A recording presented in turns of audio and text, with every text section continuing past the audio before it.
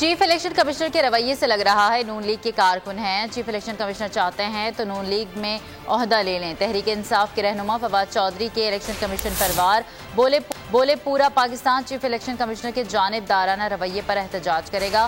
منحرف اراکین کے خلاف ریفرنسز ملنے کے باوجود نوٹیفیکیشن کے اجرا میں کمیشن کیوں تاخیر کر رہا ہے؟ نوٹیفیکیشن میں اجرا میں مزید تاخیر آئین سے انحراف کے مترادف ہوگی۔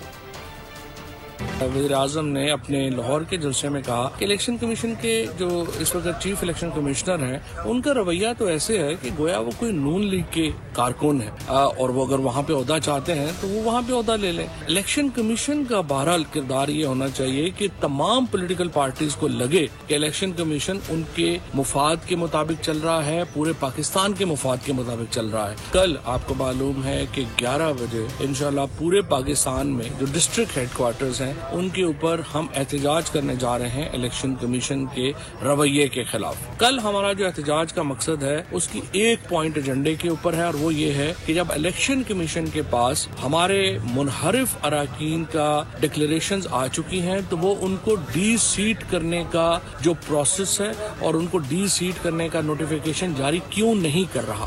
آئین کے مطابق انہوں نے اس عمل کو جلد از جلد مکمل کرنا ہے، اور اگر وہ مکمل نہیں کرتے ہیں وہ اپنے ایک اور آئینی جو ان کا فنکشن ہے اس سے انحراف کر رہے ہیں۔ سبسکرائب کریں اور بیل دبائیں تاکہ کوئی خبر رہ نہ جائے۔